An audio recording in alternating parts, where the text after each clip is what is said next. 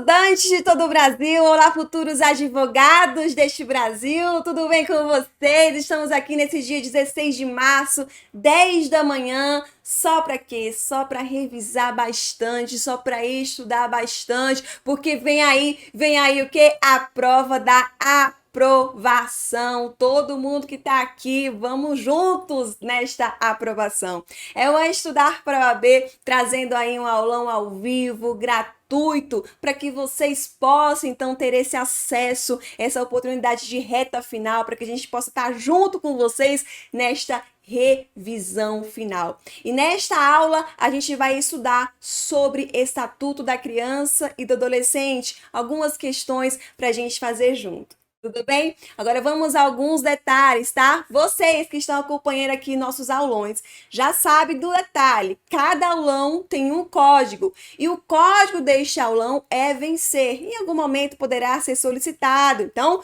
cuida aí, anota aí. O aulão, né, tem um código e o código é vencer. Tá? Outro detalhe importante, certo? Eu sei aqui, eu já tinha visto aqui no chat que tem gente de São Paulo, de Minas Gerais, tem gente aqui de Pernambuco, Alagoas, Maranhão, do Brasil inteiro sempre com a gente. Mas, infelizmente, muito infelizmente, como hoje é sábado, né, final de semana, a equipe fica um pouco reduzida e eu não vou conseguir ter acesso ao chat. Tá? Então, o que vai acontecer, tá? O que vai acontecer? Vocês que têm Instagram, pós-aula, eu estarei 30 minutos disponível para responder vocês. Eu vou até abrir uma caixinha de perguntas e aí vocês podem fazer a pergunta e eu posso divulgar. Que tal? Assim fica legal também, né? Porque realmente, final de semana fica um pouco mais complicado para a gente ter acesso, porque fica realmente mais restrita a equipe, tá certo? Mas isso não vai prejudicar, porque, ó, vai depois lá no Instagram e fala comigo. Que Instagram é esse, prof? Agora sim, vamos aqui na tela, tá? O Instagram é @estudo para ADV. No meu Instagram pessoal, existe lá na bio, né? Coloquei lá um link direcionando para o @estudo para ADV. É o Instagram que eu fiz para conversar com vocês. Então, pós-aula, estarei mais ou menos durante uns 30 minutos aguardando as dúvidas de vocês, tudo bem? Então, quem for entrando depois, tá? E for perguntando aí, a professora não está ao vivo, alguma dúvida, o código da aula, por favor, vocês que chegaram primeiro, ajuda a prof aqui, fala que eu não estou tendo acesso ao chat, a equipe está um pouco reduzida, mas estamos aqui, tá? Pós-aula, estarei disponível durante 30 minutos para conversar com vocês no Instagram e também o código da aula é vencer, vem aí, tá? Vamos todos vencer aqui esta prova, esta aprovação que tá vindo com tudo. Tudo bem, minha gente? Então, sem mais delongas, bora começar? Bora pro que interessa? Vamos lá, então. Qual é o planejamento da aula? A gente vai falar aqui algumas noções preliminares sobre o Estatuto da Criança e do Adolescente, que é a Lei 8.069 de 1990. Vamos também falar sobre direito à convivência familiar e comunitária, com foco na família substituta. Vamos falar também de acolhimento institucional e familiar. E vamos falar de ato infracional e conselho tutelar. Então, são os temas que eu separei aqui, que são mais cobrados na prova, para a gente poder, então, fazer alguns resumos e também, claro, né, as questões que foram cobradas em prova para a gente fazer junto. Beleza? Então, vamos lá para o ponto 1. Noções preliminares sobre o Estatuto da Criança e do Adolescente, carinhosamente apelidado de ECA. Nós temos aqui no Estatuto a proteção integral. O que é isso? É um conjunto amplo de mecanismos jurídicos voltados à tutela da criança e do adolescente. Então, basicamente, o Estatuto, ele não trata apenas da criança e adolescente em situação de risco, em situação de ato infracional, em situação irregular. É muito mais que isso. Traz uma amplitude atitude aqui, trazendo aqui, portanto, o melhor interesse da criança e do adolescente, sempre buscando, né, o melhor interesse da criança e do adolescente para trazer aqui essa proteção integral. Então, tratam aqui de diversos assuntos constitucionais, penais, administrativos. Então, são diversos assuntos aqui, trazendo aqui toda uma proteção de direitos e garantias para a criança e para o adolescente. Mas quem é a criança? Quem é o adolescente? Bom, de 0 a 12 anos incompletos, nós temos a criança. De 12 a 18 anos incompletos, 12 anos completos, 18 anos incompletos, nós temos o adolescente, tá? E a partir dos 18 anos completos, nós temos o maior de idade. Nós temos, então, aquele que vai responder pelos seus próprios atos. Por que isso é interessante? Existem diversas situações aqui que vai ter uma questão específica para a criança e uma questão específica aplicada para o adolescente.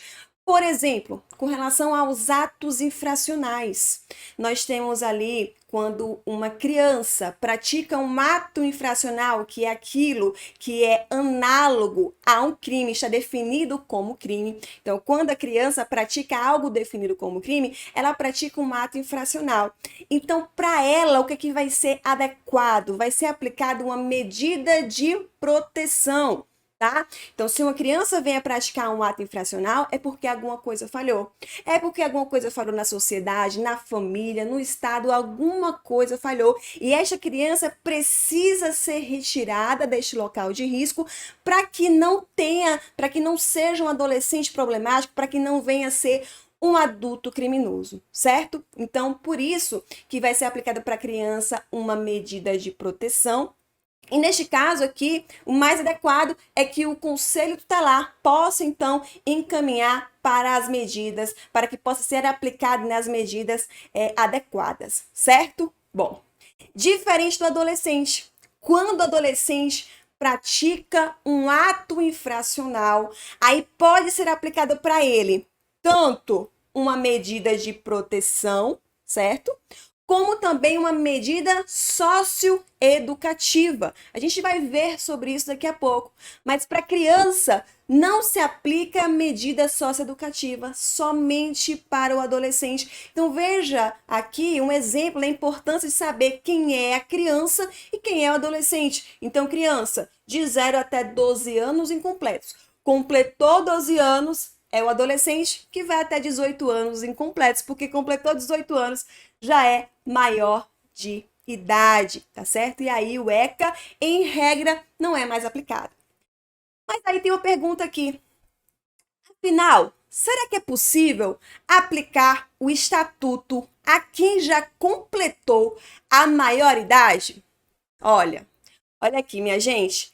Eu espero que vocês estejam acompanhando a aula também com apoio da Lei 8.069 de 90, que é o quê? O Estatuto da Criança e do Adolescente, tá bom? Por quê? Porque se você for lá no artigo 2º, parágrafo único, você vai observar que tem lá uma descrição dizendo que pode ser aplicada até o maior de 21 anos. Ah, professora, será que não foi revogado? Será que não tem ali uma não aplicabilidade esse parágrafo único do artigo 2º? Cuidado, tá? Apesar da reforma do Código Civil, não existe aqui, portanto, nenhuma revogação.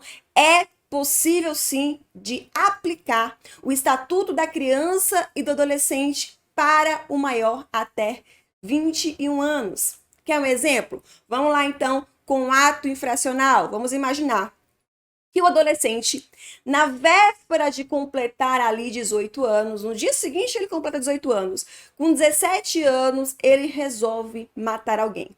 Então, resolve matar alguém, essa pessoa morre, certo? E aí, ele completou 18 anos, vai ficar impune? Vai ficar impune ou vai ser aplicado para ele alguma medida? A gente tem algumas opções. Aplicar o Estatuto da Criança e do Adolescente, ou aplicar o Código Penal, ou então ele fica impune. Bom, se no Código Penal e também no Estatuto da Criança e do Adolescente, o que importa é o momento da conduta, certo? Se na conduta ele era menor de 18 anos, então para ele é aplicado o Estatuto da Criança e do Adolescente. Então, mas ele já tem 18 anos, então ele vai responder no Estatuto da Criança e do Adolescente, mesmo com 18 anos, porque o que vale é o momento da conduta. E aí vai ser aplicado para ele até 21 anos. Então, por exemplo, vamos imaginar que ele teve uma medida ali de internação, que é a medida mais grave que nós temos no Estatuto da Criança e do Adolescente. Então, ele foi internado, tá? Ele só pode ficar internado no máximo 3 anos. Ou seja, até 21 anos de idade, no exemplo que eu dei aqui então, certo? Aí é possível aplicar. Mas aí ele completou 21 anos, ainda não passou os 3 anos, pode ser liberado imediatamente. Completou 21 anos, não pode ser aplicado mais nenhuma medida para este adulto, né, que praticou ali uma conduta quando era adolescente. Tá? Outro exemplo é o caso da adoção. Então, uma família que adota um garoto de 17 anos. O processo de adoção é um processo longo, é um processo extenso. Então, poderá ainda prosseguir, certo? Ele sendo maior de idade, se aplicado ali as regras do Estatuto da Criança e do Adolescente. Beleza? Competência legislativa é uma competência concorrente. Então, é uma questão que pode cair também na sua prova de constitucional. Então, de acordo com o artigo 24 da Constituição Federal, nós temos ali a possibilidade de ter legislando sobre o Estatuto da Criança e do Adolescente, né, sobre a criança e o adolescente, nós temos Estado, município, Distrito Federal, tá? É a competência, então, concorrente, não é exclusiva da União. Então, pode sim ter, então, o município, Estado e também o Distrito Federal tratando sobre a criança e sobre a adolescente.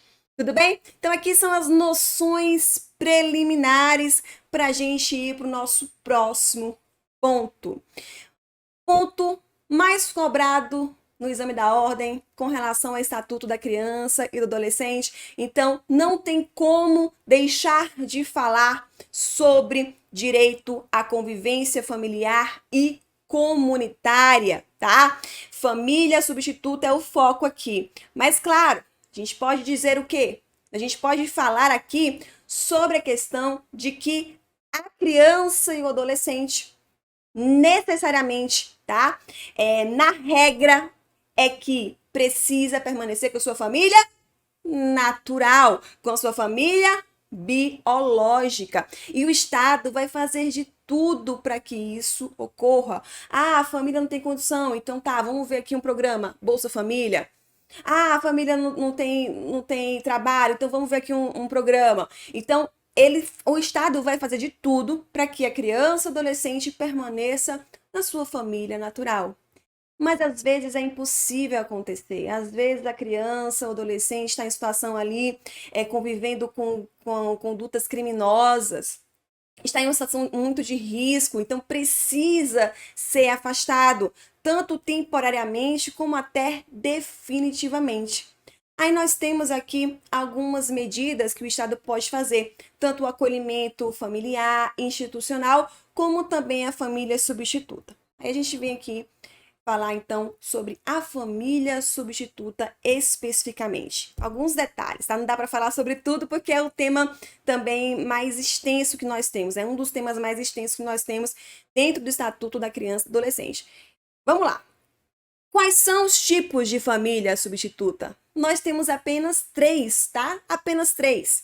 Guarda, tutela e adoção. Falei curatela? Não. Falei apadrinhamento? Não. Falei acolhimento familiar? Não. Eu disse guarda, tutela e adoção. Só são esses 3 tipos. Já teve questão cobrando quais são os tipos, incluindo ali curatela, incluindo ali apadrinhamento. Então fique esperto, tá? Só são 3 tipos. Aí eu separei aqui, que está a partir do artigo 28, as diretrizes gerais da colocação em família substituta. Aí nós temos aqui a oitiva da criança e do adolescente. Sempre que possível, por equipe interprofissional, psicólogos, assistentes sociais, tá? E o adolescente será ouvido obrigatoriamente em audiência, sendo seu consentimento determinante. A criança vai ter, então, ela vai ser ouvida por equipe interprofissional e sua opinião vai ser considerada relevante. Então, vai lá, uma criança de 9 anos de idade, eu não quero que fulaninho me adote, não, tá? 9 anos de idade vai ser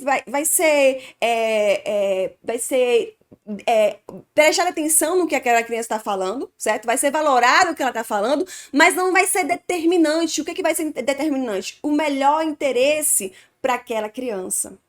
Ao contrário do adolescente, o adolescente precisa deste consentimento. Vai ser ouvido por equipe interprofissional e também em audiência vai precisar confirmar se realmente concorda com aquela determinada família substituta.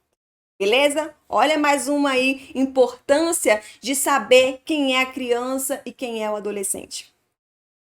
Grupos de irmãos devem ser mantidos juntos. Esta é a regra, tá?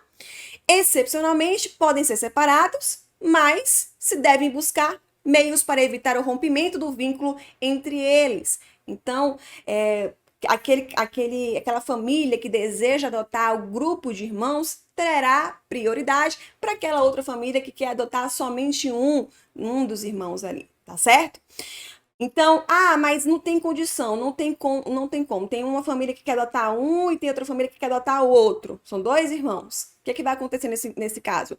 Neste caso, a prioridade vai ser para aquelas famílias, né, que possam, então, conviver, que possam, então, trazer ali uma convivência para aqueles irmãos. Então, estudar na mesma escola, ter os mesmos lazeres, para que não seja tão traumática ali a adoção, né? Porque a adoção, né, a guarda, a tutela, enfim, a família substituta que venha a acontecer. Mas claro que a adoção traz ali um grau maior ali de possibilidade de prejuízo psicológico, certo?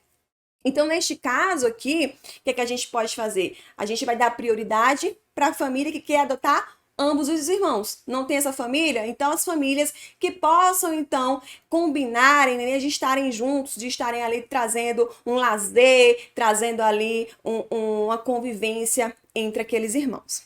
Impossibilidade de transferência. O munus assumido com a família, com a colocação em família substituta, não pode ser transferido a terceiros sem autorização judicial. Eu tenho a tutela, a guarda dessa criança, mas eu vou transferir aqui para outra pessoa. Posso fazer isso? De maneira alguma, somente com autorização judicial. Família substituta estrangeira é uma medida excepcional, certo? Então, a adoção já é uma medida excepcional. Então, a família substituta estrangeira, que só pode ser na modalidade adoção, é mais excepcional ainda, certo? Somente em último caso, não existe nenhum brasileiro que tenha interesse. Então, família substituta estrangeira. E quem é que vai ter prioridade? A família brasileira que mora no exterior terá essa prioridade, tá certo? Então, se uma família brasileira mora no exterior, a adoção é estrangeira por conta realmente da questão do domicílio, né, da residência que vai ser ali fora do território nacional. Criança ou adolescente indígena ou de origem quilombola, preferencialmente colocação em família substituta, de mesma identidade cultural ou étnica. Não existe aqui nenhuma família nesses parâmetros. O que vai acontecer? Se existir ali uma família que possa respeitar ali a origem daquela criança, daquele adolescente, ela pode sim fazer esta adoção, certo? Com acompanhamento ali, para que não tenha ali uma educação, né, uma doutrinação para ir contra ali a cultura indígena, enfim, sua origem. Tudo bem? Bom, prosseguindo, aí nós temos aqui um resuminho bem bacana, hein? Para diferenciar guarda, tutela e adoção. O que a gente viu anteriormente foi sobre o artigo 28, que tratam ali de regras gerais, aplicadas para todos os tipos de família substituta. Claro que alguns detalhes vão ser aplicados somente para adoção, certo? Vamos lá, então. Guarda, artigo 33 ao 35 do ECA, possibilita a regularização jurídica de uma situação que já é consolidada, que é a posse de fato da criança ou do adolescente. Então, a criança ou adolescente já convive, tá, com determinada pessoa, e aí vai ser buscado juridicamente, portanto, a regularização do que já existe, então, de fato. Exemplo clássico que eu gosto de falar nas aulas é sobre a criança que tem pais diplomatas e esses pais acham que é melhor para aquela criança conviver no Brasil, os pais estão sempre viajando por conta do trabalho e a criança precisa de um local fixo para viver. Então, decidem que a criança vai conviver ali com os avós. Então, a criança convive ali com os avós desde sempre. E para ter maior força com relação à questão de assistência material, moral, educacional, de saúde também, aí pode-se pleitear perante o judiciário a regularização desta guarda que já existe no mundo dos fatos. Aí vai ser, então, a guarda legal. Tá certo? Que vai coexistir tranquilamente com o poder familiar. Não é porque os pais são diplomatas que vai destituir o poder familiar, não. Eles têm sim que prestar alimentos, eles podem ali visitar, ter a convivência com a criança quando quiserem, tá certo? Porque é algo que vai complementar. Eu nem falo assim que a guarda é algo que vai substituir, porque na verdade ela vai complementar o que já existe aqui, né? O poder familiar. Tá certo? E pode ser revogável a qualquer tempo. Então, os pais diplomatas, eles, larguei tudo, vou agora voltar para o Brasil, vou ficar com meu filho aqui. Pode ser revogada aqui a guarda, né, no caso dos avós, sem problema algum, tá? Tutela. Artigo 36 ao 38 do Estatuto da Criança e do Adolescente. É destinada ao amparo e administração de bens do menor. Então, por exemplo, no caso de falecimento dos pais, precisa ali de uma pessoa que possa ser o tutor daquela criança, daquele adolescente, para que possa ali ter alguém que possa administrar, por exemplo, uma herança destinada para a criança ou para o adolescente. É um exemplo, tá certo? E para a tutela também vai caber para o tutor ali a responsabilidade moral, assistencial, material, certo? Com a criança ou com o adolescente. E é cabível quando ambos os pais falecem ou são declarados ausentes. Então, os pais ali que estão desaparecidos, né, abandonaram a criança ou adolescente, tá? Então, é um exemplo. Ou ainda, se forem destituídos do poder familiar. Essa destituição do poder familiar pode ser uma perda do poder familiar ou pode ser uma suspensão do poder familiar. Por exemplo, quando existe ali um crime sexual contra criança ou adolescente, praticado pelo próprio pai, imagina. Neste caso, ele poderá perder o poder familiar. Então, destituir o poder familiar definitivamente. Mas outro exemplo que também pode ocasionar a destituição do poder familiar, porém, no período determinado, né, uma suspensão do poder familiar, é quando os pais são usuários de drogas, ali de repente praticaram crime de tráfico de drogas, a criança ficou ali sem os pais, então poderá haver o quê? Poderá haver uma suspensão do poder familiar enquanto os pais estão cumprindo pena, enquanto eles estão em tratamento, para depois, então, ser possível restituir esse poder familiar. Então, é uma possibilidade de ser temporária, tá certo? Então, destituição do poder familiar pode ser tanto de forma temporária, como também de forma definitiva, certo? Então, a gente tem esses casos aqui, certo? Para ser possível a tutela, pais falecidos, ausentes ou destituição do poder familiar. E também pode ser revogado. Exemplo, o adolescente completou a maioridade, não vai precisar de um tutor mais, tá bom? Foi restituído o poder familiar, no caso da suspensão ali do poder familiar, não vai precisar mais de um tutor, Beleza? E aí nós temos, por último, a adoção, que é a partir do artigo 39 do Estatuto da Criança e do Adolescente, com diversos detalhes. Nós temos a adoção nacional, a adoção estrangeira, um procedimento específico para que seja feita a adoção, certo? Porque aqui nós não temos algo que pode ser revogado, nós não temos aqui algo temporário, nós temos algo definitivo. Aqui existe uma atribuição, né, de condição de filho ao adotado. Então, nasce um pai, nasce uma mãe, nasce um filho, nasce uma filha.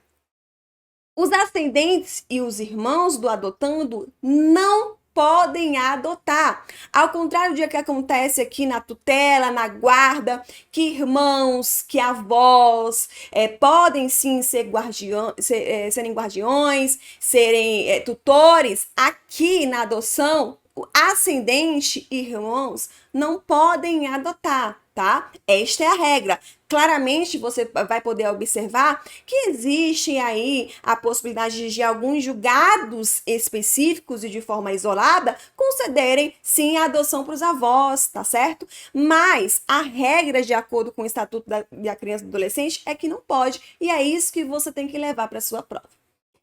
Adoção individual e adoção conjunta é possível, tá? Então, a pessoa solteira, a pessoa casada podem adotar e é irrevogável, certo? Repetindo aqui, os pais faleceram. Pode, então, haver a restituição do poder familiar, então, haver ali os pais biológicos, então, criado aquele vínculo, né, restituído aquele vínculo familiar com a criança, adolescente, com a família de origem. Não existe isso, certo? Não existe isso. Se os pais falecerem, não estiver ninguém que possa estar com aquela criança ou adolescente após o falecimento dos pais adotivos, o que é que vai acontecer? Se os pais biológicos tiverem interesse ali de ter aquele convívio com aquela criança ou adolescente, vai ter que entrar no processo de adoção, sim, senhor. Tá certo? Tudo bem? Bom, vamos então fazer questão, né? Vamos então nas questões. Eu não vou ter acesso aqui ao chat, eu tentei de tudo, viu, gente? Olha, tentei de tudo, mas ou eu dou aula aqui para vocês, ou eu fico aqui no chat. Não tem como falar, não tem como a gente comunicar das duas formas, porque já falei lá no começo da aula, nossa equipe está reduzida, a gente não tem acesso ao chat para poder, então, fazer com que eu possa, né, acompanhar aqui as respostas de vocês. Mas eu vou ver esse chat depois, tá certo? E também, vocês, qualquer dúvida, pode falar comigo no @estudo-para-ADV, tá bom? Então, vamos imaginar que eu estou olhando aqui a resposta de vocês. Coloque aqui no chat a resposta, o que vocês acham, qual é a resposta correta dessa questão que já foi cobrada no exame da ordem. Vamos lá. Eduardo adotou Bernardo, criança de 2 anos, regularmente e de forma unilateral, tornando-se seu pai. Quando Bernardo completou 3 anos, Eduardo, infelizmente, faleceu vítima de um infarto. Eduardo não deixou parentes conhecidos. Maria, a mãe biológica de Bernardo, sempre se arrependeu de tê-lo enviado à adoção. Sabendo do ocorrido e ciente de que não há o restabelecimento do vínculo de poder familiar, ciente disso, pelo fato de ter ocorrido a morte do adotante, Maria o procura como advogado, como advogada, para buscar uma solução que permita que Bernardo volte a ser seu filho. Assinale a opção que apresenta a solução proposta. Letra A. A mãe biológica, infelizmente, não tem ao seu alcance qualquer medida para restabelecer o vínculo de parentalidade com Bernardo. Letra B. A mãe biológica deverá se candidatar à adoção de Bernardo da mesma forma e pelos mesmos procedimentos que qualquer outro candidato. Letra C. A mãe biológica não poderá se candidatar à readoção de seu filho biológico, pois a dissolução do vínculo familiar é perene, é eterno. Letra D. A inexistência de parentes do adotante falecido causa a excepcional restauração do vínculo familiar com a mãe biológica, fugindo à regra geral. E aí? Letra A, B, C ou D? Qual é a alternativa correta? A gente acabou de falar sobre isso, tá? Apesar, então, aqui de ter uma situação irrevogável, ela não é por si só perene, ela não é eterna. Porque se ela quiser aqui, então, no caso de falecimento, ela pode restabelecer o vínculo como? Entrando no processo de adoção. Por isso que a resposta correta é a letra B. Por que não vai ser A? Mãe biológica, infelizmente, não tem qualquer medida, acabei de falar. Ela pode entrar no processo de adoção nesse caso. A mãe biológica não poderá se candidatar à readoção do seu filho biológico? Pode sim, não tem problema nenhum, não tem vedação quanto a isso. A inexistência de parentes do adotante falecido causa excepcional restauração, não existe isso, tá certo? Então, letra B é a nossa alternativa correta. Vamos mais uma questão aqui, porque este assunto, família substituta, é realmente o assunto mais importante, mais cobrado no exame da ordem, dentro do Estatuto da Criança e do Adolescente, tá bom? Dona Maria cuida do neto Paulinho desde o nascimento. Em razão do falecimento de sua filha, mãe do menino, logo após o parto. João, pai de Paulinho, apenas registrou a criança e desapareceu, sem nunca prestar ao filho qualquer tipo de assistência. Paulinho está tão adaptado ao convívio com a avó materna que a chama de mãe. Passados 10 anos, João faz contato com Maria. Olha só, passado 10 anos, aqui nós temos claramente uma ausência. O cara só fez registrar, desapareceu no mundo. Depois de 10 anos, ele volta e fala que gostaria de levar o filho para morar com ele. Maria, desesperada, procura um advogado para obter orientações sobre o que fazer, já que João é foragido da justiça, com condenação por crime de estupro de vulnerável, além de nunca ter procurado o filho Paulinho, que não o reconhece como pai. Olha só, né, a ficha desta criatura. De acordo com o Estatuto da Criança e do Adolescente, assinale a opção que indica a ação mais indicada para regularizar de forma definitiva o direito à convivência familiar da avó com o neto. Letra A. A ação de destituição do poder familiar cumulada com a adoção. Letra B. A ação de destituição do poder familiar cumulada com tutela. Letra C. A ação de destituição do poder familiar cumulada com guarda, ou é a ação de suspensão do poder familiar cumulada com a guarda? Vamos lá, tá? Nós temos aqui claramente um caso aqui de ausência. E quando o cara retornou, ainda retornou com aqui foragido da justiça, condenado por crime de estupro de vulnerável, tá? Claramente, por Maria ser avó, ela não pode adotar segundo as regras do Estatuto da Criança e do Adolescente. Então, letra A não pode ser a alternativa correta. Aí a gente fica entre letra B, C e D. A guarda, lembra que eu falei? A guarda coexiste com o poder familiar. Então, se a guarda coexiste com o poder familiar, é dizer o seguinte, olha, tanto a avó teria responsabilidade com o Paulinho, como também o pai teria responsabilidade com o Paulinho. Então, coexiste com o poder familiar. Por isso que não é a melhor alternativa de acordo com este enunciado, certo? Não vai ser a guarda a melhor alternativa, além de que a guarda não vai destituir o poder familiar. Então, desta forma, a melhor alternativa é a letra B. Por quê? Porque para que a tutela possa existir, é necessário aqui, tá? Que os pais sejam falecidos, que os pais sejam ausentes, ou então a destituição do poder familiar. Então, para ela garantir, então, que Paulinho não retorne, né, o convívio ali, né, com ele não venha a ter o convívio com o pai, já que não posso nem falar em retornar, né, já que ele só registrou.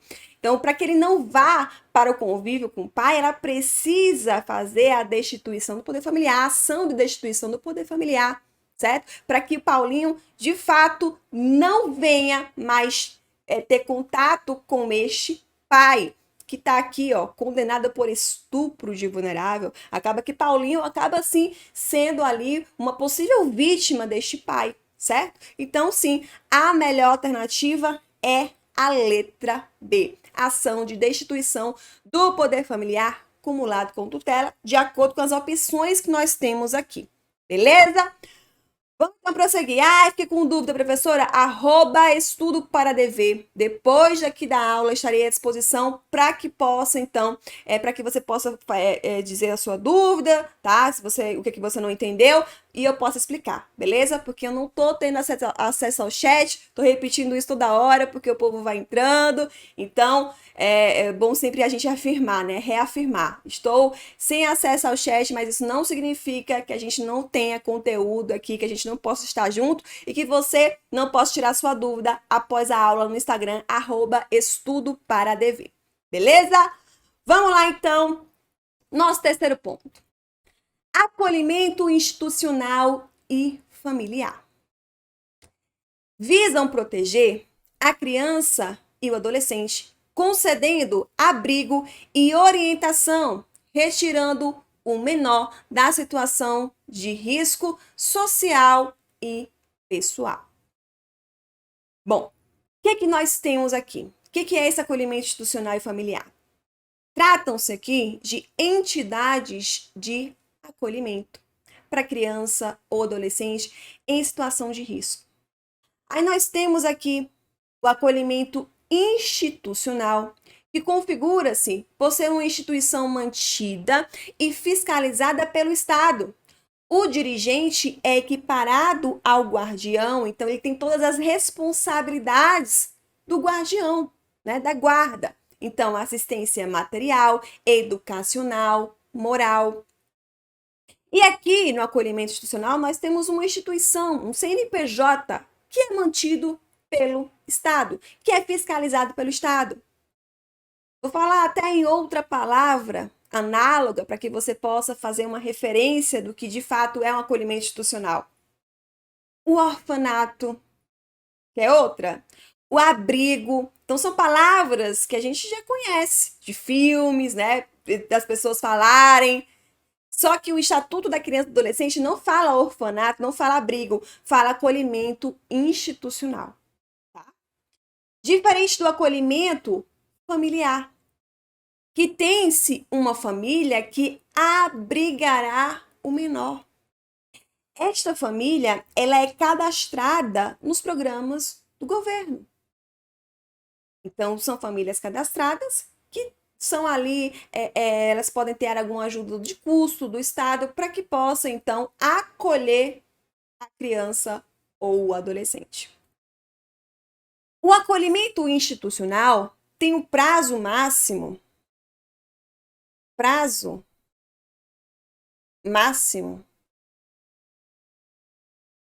de 18 meses.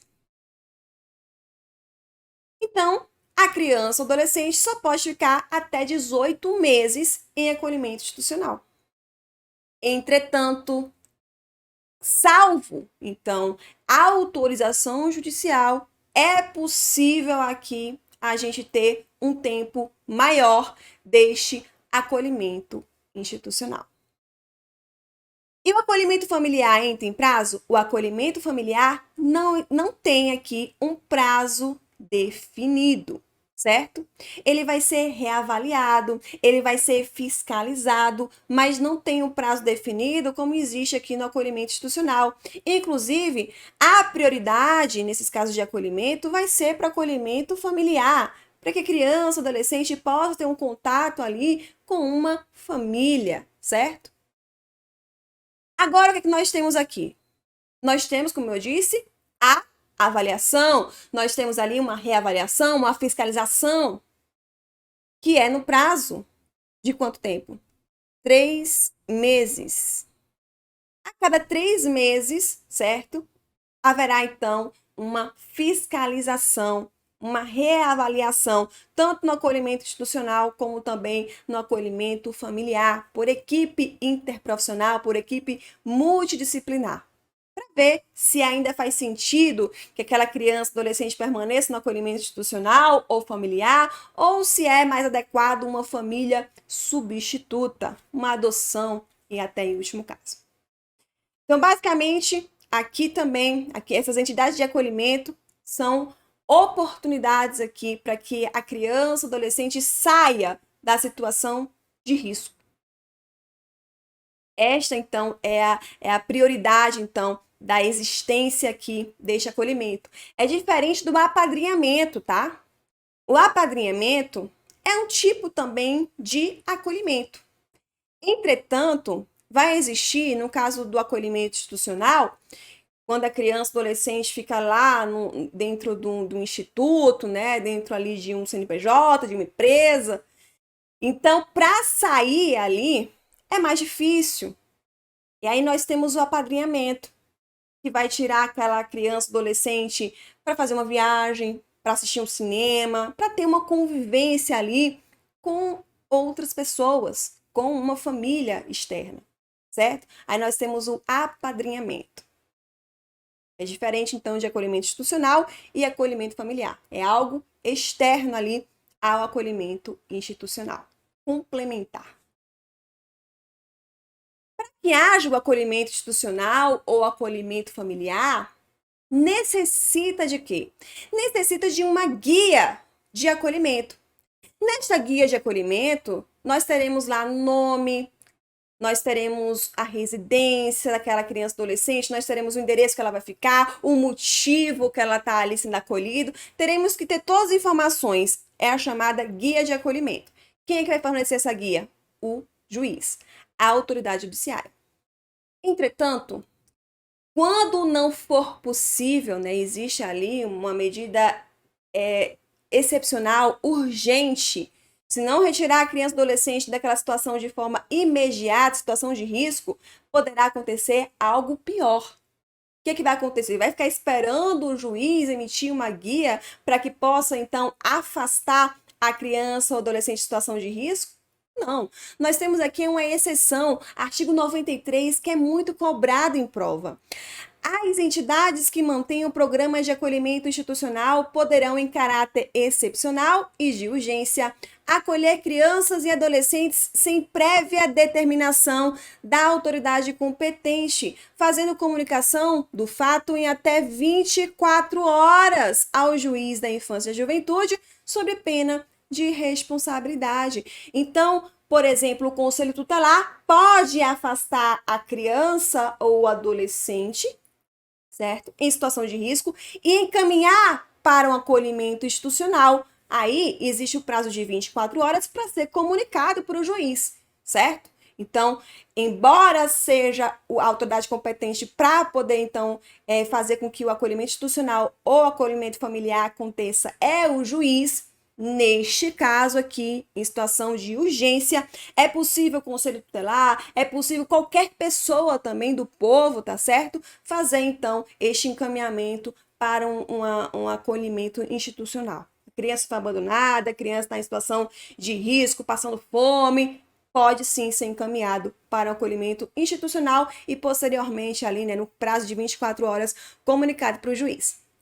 Parágrafo único. Recebida a comunicação, a autoridade judiciária, ouvido o Ministério Público e, se necessário, com o apoio do Conselho Tutelar local, tomará as medidas necessárias para promover a imediata reintegração familiar da criança, adolescente ou, se por qualquer razão não for isso possível ou recomendável, para seu encaminhamento a programa de acolhimento familiar institucional ou a família substituta, observado o disposto, então, nesta lei, né? Aqui no parágrafo 2º do artigo 101 desta lei.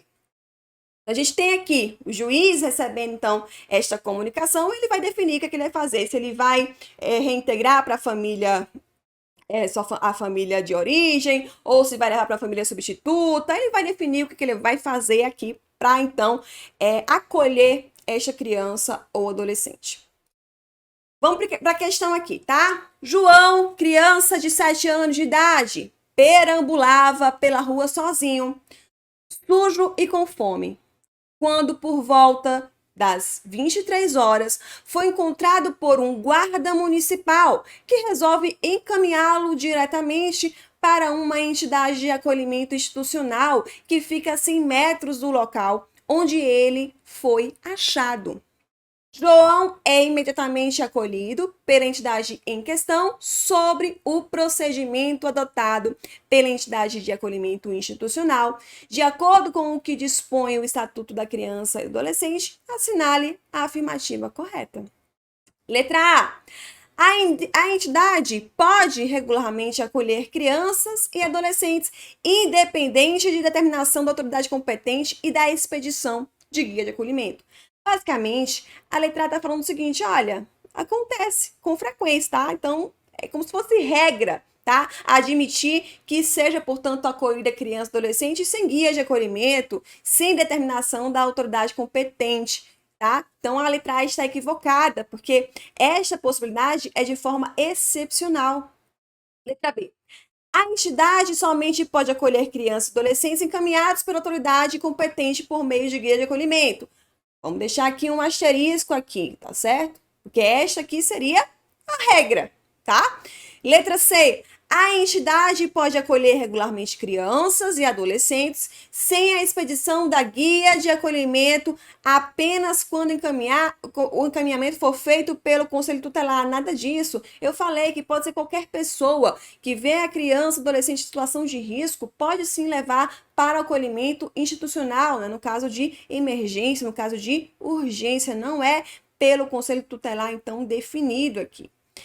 Letra D. A entidade pode, em caráter excepcional e de urgência, acolher uma criança sem determinação da autoridade competente e guia de acolhimento, desde que faça a comunicação do fato à autoridade judicial em até 24 horas. Então, a alternativa correta é a letra D. É justamente isso que falamos.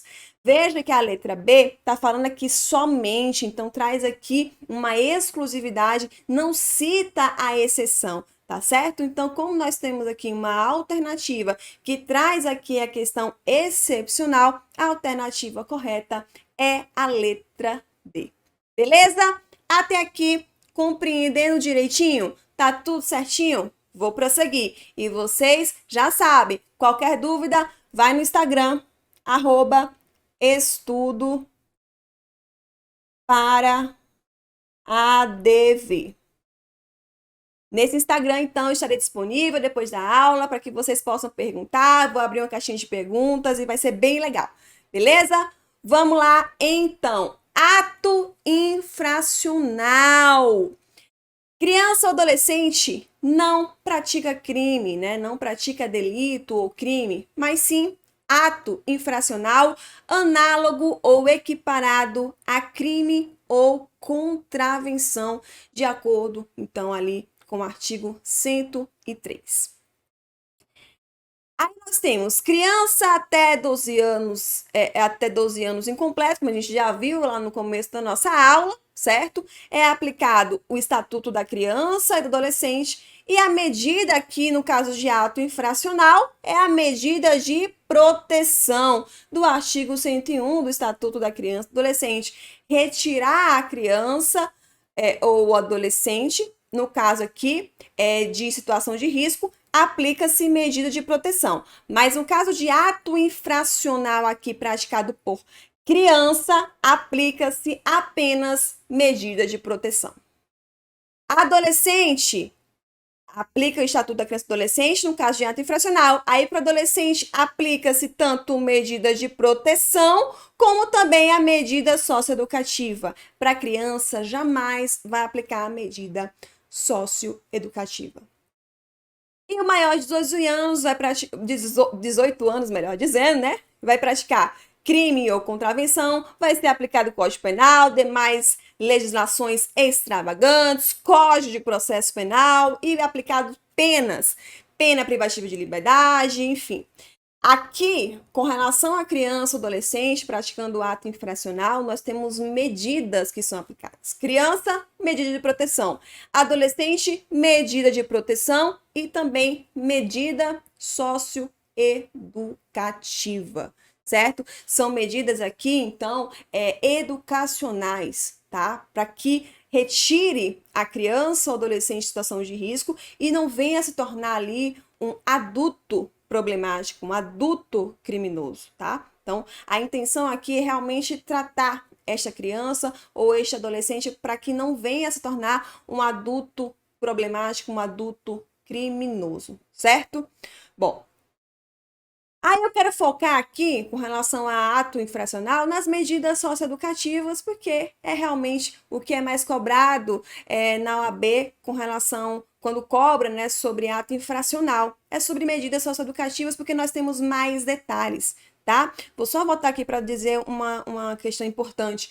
O artigo 101, que trata sobre medidas de proteção, não é aplicado somente para atos infracionais. É toda vez que a criança ou adolescente estiver em situação de risco, pode ser aplicado uma medida de proteção, como, por exemplo, a questão referente a acolhimento institucional, acolhimento familiar, família substituta, nada tem a ver com ato infracional, certo? Então, essas medidas podem ser aplicadas para a criança e para o adolescente e são medidas de proteção.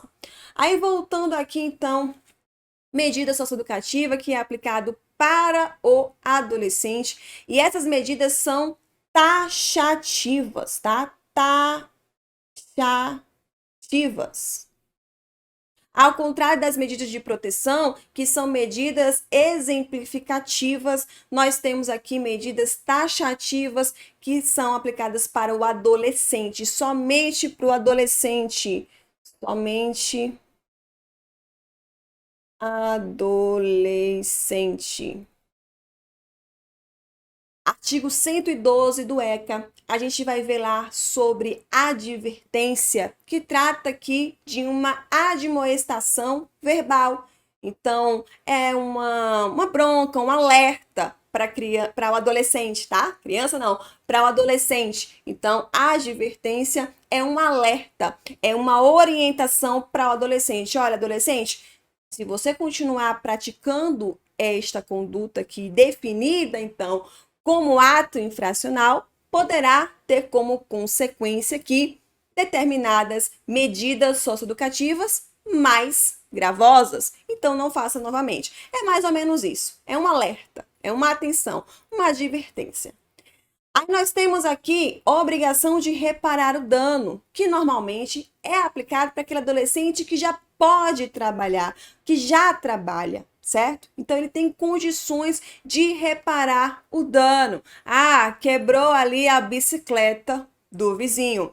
Então o adolescente que pode trabalhar, que já trabalha, para ele pode ser aplicada então essa obrigação de reparar o dano. Cuidado, tá? Que não vai ser estendido para os pais essa responsabilidade com relação à medida socioeducativa. É o adolescente que precisa arcar. Então, claramente o juiz vai verificar o caso concreto e vai definir qual é a melhor medida que vai ser aplicada para aquele adolescente. Prestação de serviços à comunidade. Máximo de 6 meses, essa é a duração. E outro detalhe também, só pode durar no máximo 8 horas, tá? Semanais, não é diárias, semanais. Então, normalmente no final de semana, em feriados e durante no máximo 6 meses. Além disso, não pode trabalhar as questões de trabalho, as questões de estudo, tá certo? Então, prestação de serviço à comunidade pro adolescente, certo? Nós temos esta observação. máximo 6 meses, duração máxima também 8 horas durante a semana, não é diária, tá bom? E não pode trabalhar as atividades de trabalho, de estudo, enfim. Liberdade assistida, artigo 118. Aqui nós temos o prazo mínimo de 6 meses. Não foi definido o prazo máximo, apenas o prazo mínimo. Basicamente, essa liberdade assistida é como se o adolescente fosse fiscalizado. Por exemplo, vamos ver se esse adolescente está aqui frequentando a escola, o trabalho, vamos ver se ele está aqui se comportando bem. É basicamente ter um acompanhamento, uma fiscalização durante aqui no mínimo 6 meses, certo? Então um prazo máximo pode ser indefinido? Não.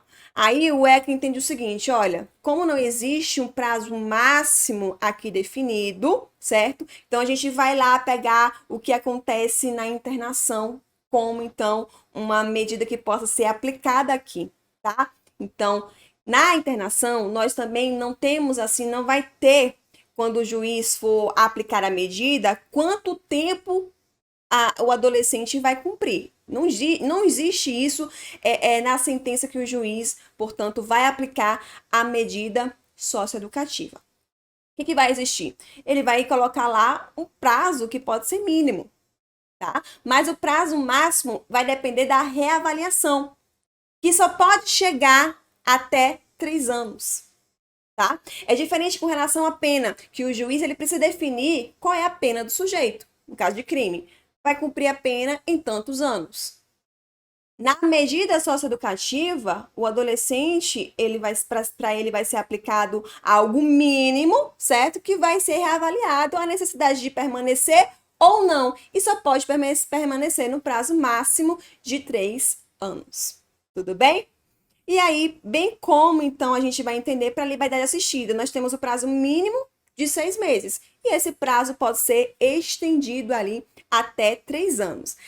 Aí nós temos também regime de semi-liberdade, que vai equiparar ao regime semiaberto que a gente estuda no nosso direito penal, tá bom? Então, basicamente, ele vai ter ali, ele vai ficar em um estabelecimento educacional durante o período noturno, certo? E ele vai poder estudar, ele vai poder trabalhar, mas ele vai ter que ter ali um tempinho dentro de um estabelecimento educacional.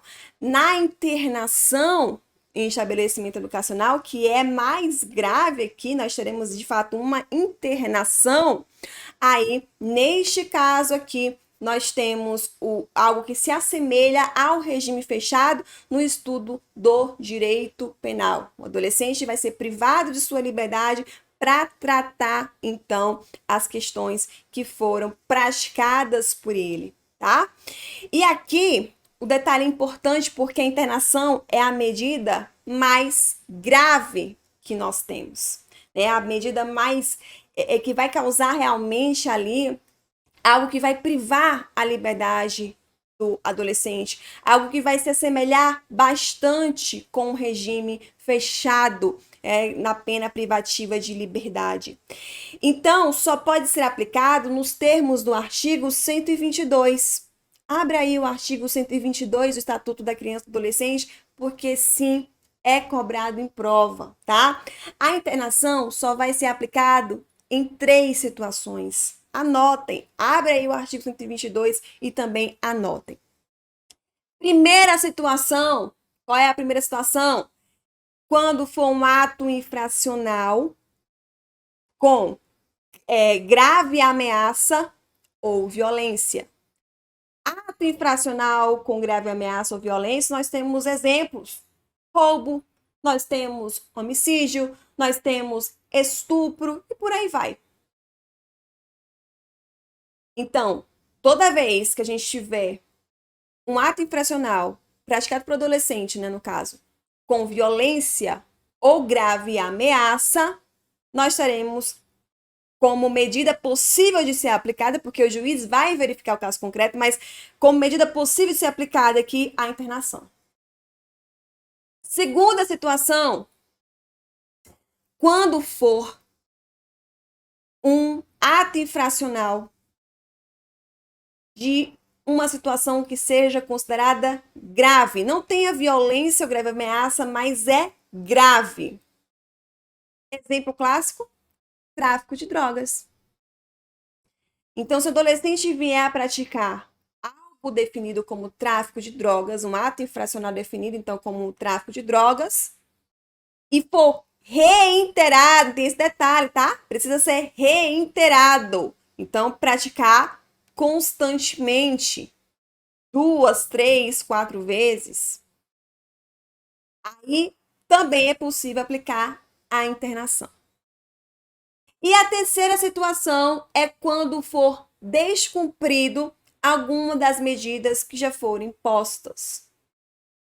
Então, o adolescente decide que não vai prestar serviços à comunidade de jeito nenhum.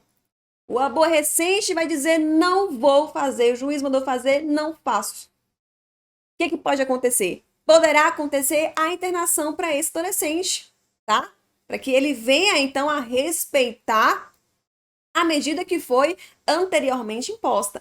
Aí, nesse caso, nós temos um prazo. O prazo máximo é de 3 meses, tá? Quando descumpre uma medida anteriormente imposta, prazo máximo de 3 meses para essa internação. Então, recapitulando, tá lá no artigo 122, tá certo? Por isso que eu não anotei aqui, que eu quero que você abra o artigo 122 do Estatuto da Criança e do Adolescente. Recapitulando, é possível internação quando existe ali um ato infracional praticado por adolescente e foi, então, definido como com grave ameaça ou violência à pessoa. Segunda situação é quando existe ali uma reiteração de atos infracionais graves, que não tenha violência ou grave ameaça à pessoa, mas é considerado grave. Reiteração, praticada diversas vezes. E na última situação, descumprimento de medida anteriormente imposta. Que aí tem um prazo máximo de 3 meses.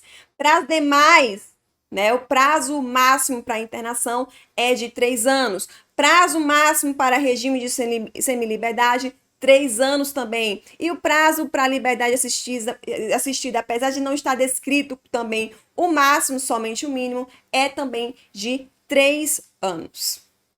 Além disso, é possível aplicar as medidas de proteção que vão do inciso 1 ao 6 do Estatuto da Criança e do Adolescente. Cuidado, tá bom? Porque nós temos o inciso 7, 8, tá? Nós temos mais incisos aqui no artigo 101. E esses demais incisos, após o inciso 6, então, não são aplicados. Tratam ali do acolhimento familiar, acolhimento institucional, família substituta, que não são consequências de medida socioeducativa, certo? São formas de acolhimento da criança e do adolescente que então fazem parte ali da questão do direito à convivência familiar e comunitária. Entidade de acolhimentos definidas não tem nada a ver como uma medida a ser aplicada, não se assemelha a uma pena, tá certo? Então, cuidado com este detalhe importante. Aí vamos fazer uma questão aqui, né, pra gente gravar bem esse assunto. Só um detalhe antes da gente fazer essa questão, vocês já podem ir lendo, mas é importante a gente destacar também que quando a criança pratica um ato infracional, é adequado que seja direcionada para o conselho tutelar, para que ele possa, então, direcionar para a autoridade competente, mas podia ser também diretamente para o Ministério Público, tá? Podia ser até para a autoridade judiciária também. Mas o mais aconselhável é que, quando a criança praticar um ato infracional, seja direcionado para o conselho tutelar. Ao contrário do adolescente, quando o adolescente pratica um ato infracional, é adequado que seja direcionado para ele, então, a autoridade policial, neste caso, para poder, então, fazer ali a primeira verificação ali, né, daquele ato infracional, para depois ser encaminhado para o Ministério Público, certo? Então, vamos lá. Criança infratora, conselho tutelar é o mais adequado. Adolescente infrator, autoridade policial é o mais adequado para ser encaminhado, certo? Inclusive, existem delegacias especializadas para essas questões que envolvem ali o adolescente, né? Medidas socioeducativas. Então, É mais uma oportunidade aqui para a gente lembrar, tá? Sobre aquela importância da criança, quem é o adolescente. Beleza? As consequências são diferentes. Vamos lá então. J com 11 anos, L com 12 anos e M com 13 anos de idade. São alunos do 8º ano do ensino fundamental de uma conceituada escola particular. Os três, desde que foram estudar na mesma turma, passaram a causar diversos problemas para o transcurso normal das aulas, tais como escutar música, conversar, dormir, colocar os pés nas mesas e não desligar o aparelho celular. O professor de matemática, inconformado com a conduta desrespeitosa dos alunos, repreende-os, avisando que os encaminhará para a direção da escola. Ato contínuo, os alunos reagem da seguinte forma: vamos às condutas. J chama o professor de velho idiota. L levanta e sai da sala no meio da aula e M ameaça matá-lo. Diante dos atos de indisciplina dos três alunos, a direção da escola entra em contato com o seu departamento jurídico para que, com base no Estatuto da Criança e Adolescente, possa receber a orientação de como proceder. Com base na hipótese apresentada, assinale a opção que apresenta a orientação recebida pela direção escolar. Qual é a melhor opção aqui? Vamos primeiro aqui, antes a gente ver as opções, para o enunciado.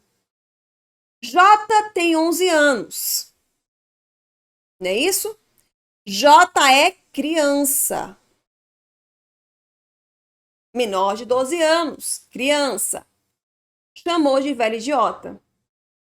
L é adolescente. Adolescente. Ele levanta e sai no meio da aula. Será que é ato infracional essa conduta? E M ameaça matá-lo. E M também é adolescente, em 13 anos. J, criança, chamando o professor de velho idiota, claramente praticou um ato infracional, tá? Que é equiparado ao crime de injúria. Está definido como crime de injúria. Ele, quando se levanta e sai da aula, e sai no meio da aula, ele não praticou ato infracional. Neste caso aqui, ele teve ali uma indisciplina, mas não teve ali algo definido como crime. Então, para ele, a gente não vê aqui nenhum ato infracional. E M, quando ameaça matar o professor, aí nós temos sim uma ameaça, né? Um ato infracional de ameaça praticado pelo adolescente. Aí vamos ver então qual é a melhor opção aqui. Letra A. Os atos de indisciplina praticados por J, L e M deverão ser coibidos pela própria direção escolar. Letra B. J e M praticaram atos infracionais. J deverá ser encaminhado ao Conselho Tutelar e M para a autoridade policial. A indisciplina de L deverá ser coibida pela própria direção escolar. Letra C. J, L e M praticaram atos infracionais deverão ser encaminhados para a autoridade policial. E letra D. J e M praticaram atos infracionais. Ambos deverão ser encaminhados para a autoridade policial. E a indisciplina de L deverá ser coibida pela própria direção escolar. A gente acabou de falar que quando a criança pratica um ato infracional, o mais adequado seria levar para o Conselho Tutelar ou o Ministério Público, certo? E nunca para a autoridade policial, porque a autoridade policial não tem essa competência para atos infracionais praticados por criança, ao contrário dos atos infracionais praticados por adolescente. Aí sim cabe à autoridade policial, ao delegado de polícia, averiguar a situação, tá? Bom, desta forma, nós não temos como, por exemplo, dizer que a alternativa D é a alternativa correta, porque diz o seguinte, que tanto J como M, tanto, então, a criança como o adolescente, devem ser encaminhados para a autoridade policial. Alternativa incorreta. Letra C. Todos praticaram atos infracionais e vai todo mundo para a autoridade policial. Não, tem uma criança aqui no meio da situação e tem o L, né, que simplesmente saiu da sala e não praticou um ato infracional. Letra B, fala o quê? Fala que J e M praticaram atos infracionais e J, por ser criança, vai ser encaminhado para o conselho tutelar, enquanto M, por ser adolescente, para a autoridade policial. E L não praticou ato infracional, então a própria direção escolar poderá tomar as providências. Letra A diz que todos deverão ser coibidos pela direção escolar, como se fosse, então, uma obrigação, certo? De acordo com o Estatuto da Criança e do Adolescente, não é isso que tem previsto, certo? Então, a letra B é a melhor alternativa. É claro que a direção escolar pode, então, ali fazer uma advertência ali com todos, tá? Mas a melhor opção, de acordo com o Estatuto da Criança e do Adolescente, é o que diz aqui a alternativa B. De boa prova para você. Vamos, então, ao nosso último tema, para a gente fazer nossa última questão e a gente encerrar a nossa aula. Beleza? Vamos lá. Conselho tutelar é um órgão autônomo e permanente não jurisdicional. É o órgão que vai atuar na linha de frente pela proteção integral da criança e do adolescente, pelo melhor interesse da criança e do adolescente. É um órgão que realmente não é jurisdicional, entretanto, as suas atribuições poderão sim ter consequências jurisdicionais. Por exemplo, no momento que o Conselho Tutelar ele acaba encaminhando determinada criança ou adolescente ao Ministério Público, para que o Ministério Público, por exemplo, possa entrar com uma ação ali pedindo a destituição do poder familiar, separação da criança com sua família, tá? Perante o judiciário, aí nós temos então um exemplo de ter uma consequência, tá? Embora não seja um órgão jurisdicional, as suas ações podem sim ter consequências jurídicas. Órgão bastante importante, então, para essa defesa na linha de frente pela proteção integral da criança e adolescente. O mínimo é de um conselho por município. Composição desse conselho aqui, 5 membros com idoneidade moral, mais de 21 anos de idade e residência no município e são eleitos pela comunidade local na forma da lei municipal. Então, existe aqui uma eleição, certo? Inclusive, é uma eleição unificada em todo o país. No primeiro domingo de outubro do ano seguinte à eleição presidencial, tá bom? Aqui tem presencial, mas é presidencial, tá? E a posse dos conselheiros é dia 10 de janeiro do ano seguinte. Remuneração obrigatória, inclusive com direito a férias, a gratificação natalina, licença maternidade, paternidade, certo? Mandato dos conselheiros, 4 anos com recondução ilimitada. Então, cada vez que forem eleitos, podem ter, então, esta recondução. Existia uma limitação que só podia uma vez, mas depois dessa, houve uma alteração legislativa e aí a gente tem ali uma recondução ilimitada. Quantas vezes forem eleitos, poderá, então, ter esta recondução, tá?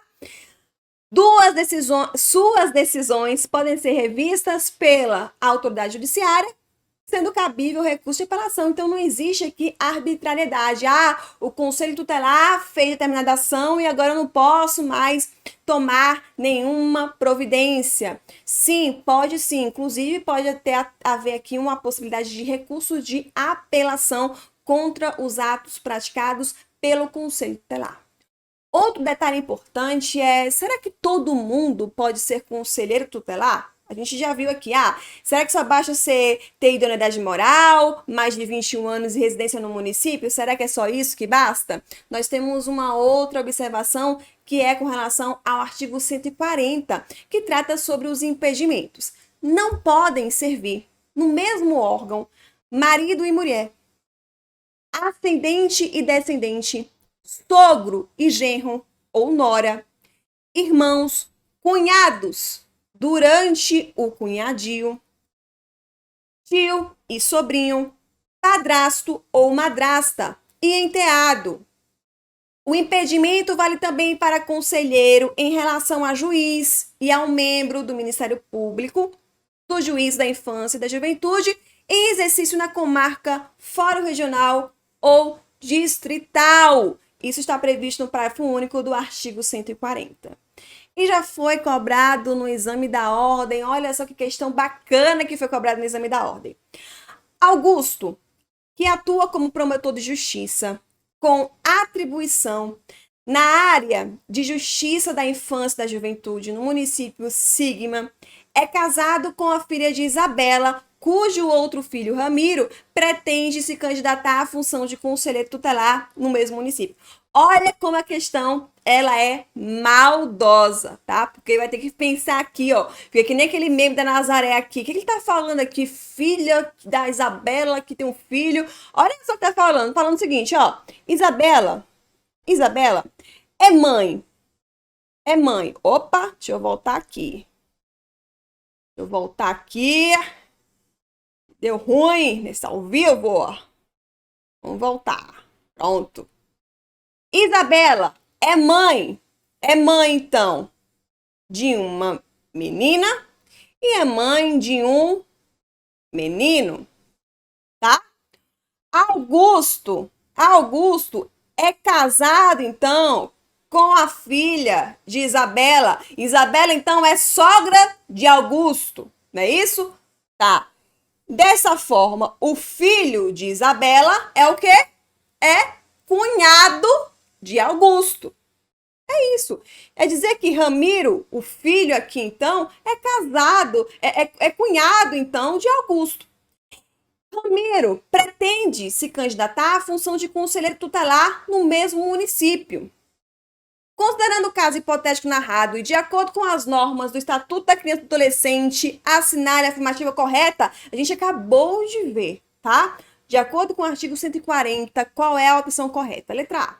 O impedimento legal para que Ramiro desempenhe a função de conselheiro tutelar no município, Sigma, não se estende com a dissolução do casamento de sua irmã. Quer dizer o seguinte, com a separação do casamento aqui, ele não vai poder, mesmo assim, o Ramiro não vai poder ser conselheiro tutelar enquanto o sujeito aqui for promotor de justiça. Verdade ou é mentira?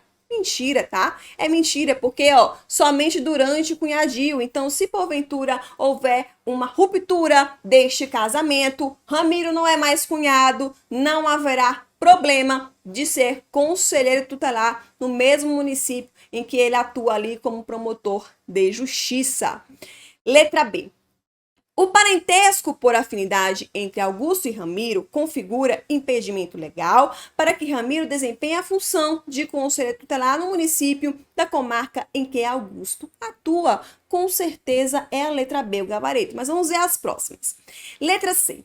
A situação não impede que Ramiro sirva na função de conselheiro tutelar no município sob a atuação de Augusto, mas o impede de atuar nos atendimentos em que Augusto configure como promotor. Impede sim, tá? A letra C está equivocada. Letra B. A situação não impede que Ramiro atue na função de conselheiro tutelar, porque o Estatuto da Criança e do Adolescente veda apenas que parentes consanguíneos ou por adoção do representante do Ministério Público com atuação na Justiça da Infância e Juventude sirvam no mesmo conselho tutelar. A gente já viu que está equivocada. Claramente, a alternativa correta só pode ser a letra B de boa prova para você. Tudo bem, minha gente? Vocês gostaram do aulão? Porque assim, a gente está encerrando mais um aulão aqui ao vivo para vocês. Não consigo ver o chat, mas espero que vocês tenham gostado bastante, tá? Foi feito aqui com muito carinho para que vocês pudessem fazer essa revisão, essa reta final aqui, porque eu sei, todos nós que estamos aqui desse lado já passamos porque vocês estão passando agora, tá? E a gente sabe a responsabilidade, a gente sabe a ansiedade que é este momento. Então, por isso a gente procura trazer aqui o melhor conteúdo, separando aqui as melhores dicas para que possa realmente servir para a aprovação de vocês. Eu espero do fundo do coração que realmente seja uma prova maravilhosa, que seja a prova da aprovação. Este aqui é o nosso último encontro aqui, antes da prova da aprovação, mas estarei, tá, como eu falei, no Instagram esperando as dúvidas de vocês. Como eu não tive acesso ao chat, eu fico aguardando as dúvidas de vocês lá no Instagram, @estudoParaADV. Tá bom? Então pode perguntar, pode elogiar, podem criticar. Fiquem à vontade, estarei à disposição para ajudar vocês. Tudo bem? Muito, mas muito obrigada pela confiança, pelo carinho de vocês. De verdade, eu agradeço muito, nossa equipe aqui, né, o Estudar para B, agradece muito a confiança e deseja para todos vocês aí uma excelente prova, que venha esta aprovação, que vocês sejam profissionais de referência. Amém? Tudo bem, então? Minha gente, muito obrigada. Até a próxima. Tchau, tchau.